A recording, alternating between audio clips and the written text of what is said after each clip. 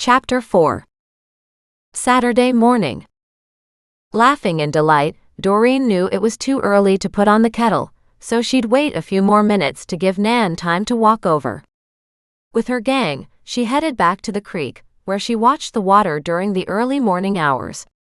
She was becoming addicted to the sound of the creek as it rippled gently along the rocks. It was rising again, but not by much. Maybe a couple inches. It was enough, though, to make her stop and look at it sideways. Then she stared back at her property. The house had been here for a long time, but it hadn't occurred to her that, in the case of flooding river conditions, the water might run into her basement. At that thought, she needed to talk to Nan about it. As she turned to look for Nan, Doreen saw her grandmother on the other end of the path. With the animals in tow, Doreen walked to meet her halfway, carrying Goliath, while Thaddeus perched on her shoulder, and Muggs walked with a bounce in his step. Nan immediately cooed to each animal in turn, giving them all hugs and pats and words of love. "Nan, do you ever get water in the basement?" Doreen asked as soon as they reached her. "Not really," Nan said. "We have once or twice over the years, but it depends on how bad the melting snowcap season is. Nothing bad in decades. I did worry about the furniture down there, but thankfully, that's all gone." "You don't have sump pumps, do you?" Nan shook her head. "No, I don't. Just keep an eye on it." "But you stored all those antiques down there," Doreen said, struck by the magnitude of that catastrophe, if it had come to pass. "What if they had been damaged?" Nan shrugged. "Thankfully, it didn't come to that. Most of those were collected in the last 10 years. If the river rises too fast as it comes down your creek, it soaks up in the surrounding ground. That's why the houses are as far away from the river as they are. It's still a foolish idea to have a basement when you're along a waterway like this, because it's not actually the river flooding that can hurt you. It's groundwater accumulation. It might be something you want to look at, though." "Look at what?" "Adding a sump pump. You have the ones outside the house, in case you hadn't found them yet." When Doreen didn't respond, Nan looked at her and said, "Oh dear, I haven't explained about that, have I?" Doreen shook her head slowly. "Outside the house. 2 of them, in fact," Nan said. "It stops the water from going into the basement." "But you said it did flood several times?" "Only if the sumps aren't working. Back then, I didn't have those. They were added in later." They walked into the backyard, and Nan headed to the corner of the garage, moved some of the bushes back, then pointed at a round wooden lid. "Lift that up," she said. Doreen did, and was shocked to find a metal cylinder and some mechanical device inside. "Now hoses should be around here somewhere," Nan said, turning around. "You hook a hose onto that end and take it all the way down to the creek." "But that's a long distance. What kind of hose do you hook to that?" Nan wandered around the outside of the house. There was a box here. Then Doreen remembered, under the heavy growth at the side of the house, she had found a low-lying box, maybe a wooden version of an irrigation box. She told Nan, and they headed there. Nan opened it, and inside was a black and blue pump hose. She came back out with one end and said, "Take the other end of this and just unroll it down to the creek." They are quite heavy. Even with the warning, Doreen was surprised by the weight of them. "Do we need to do it now?" Doreen asked. "If you look where the pump is," Nan said, "you'll see there's a little water already in the cistern." Doreen backed the hose down the lawn.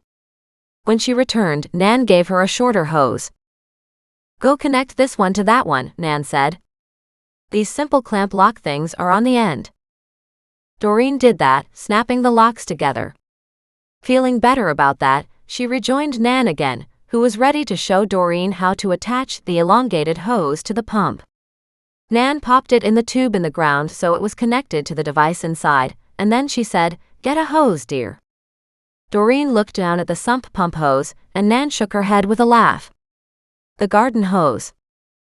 It was just around the back of the house where the porch was, so Doreen brought the end of it to Nan. "Turn it on," Nan said, "and direct the water into this metal cylinder." Doreen watched and heard the pump making a weird sound while being filled with water. And then it sent water shooting all the way down the much bigger hose to the creek. "Perfect.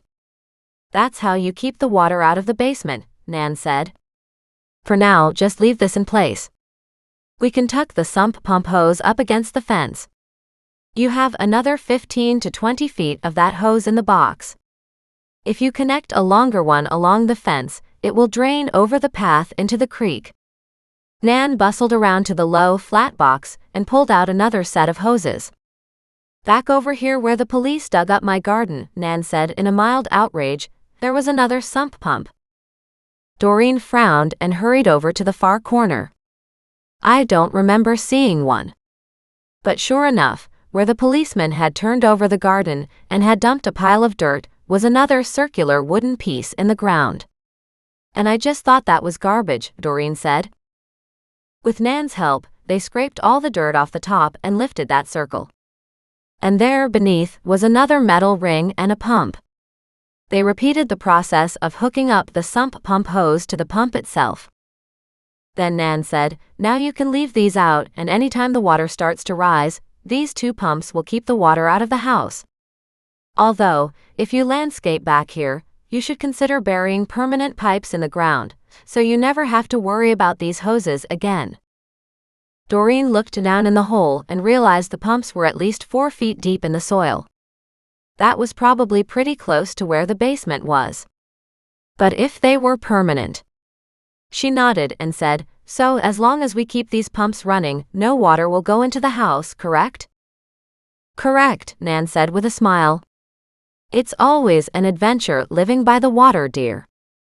Doreen sighed. "You know what? It never even occurred to me to ask you about these, since I didn't know they existed. I just noticed the creek was rising, and that's what had me worried today." "I hear you there," Nan said. "Hopefully I would have remembered before you flooded." Doreen shuddered. "But I'm good to go now, right?" "You are," Nan said. Doreen smiled, grateful she thought to ask Nan. "I've been watching the creek rise for the last week," she said. "And I started to wonder, just how high could it go?" "You can expect it to rise almost flush with the hill here," Nan said. "But it doesn't last.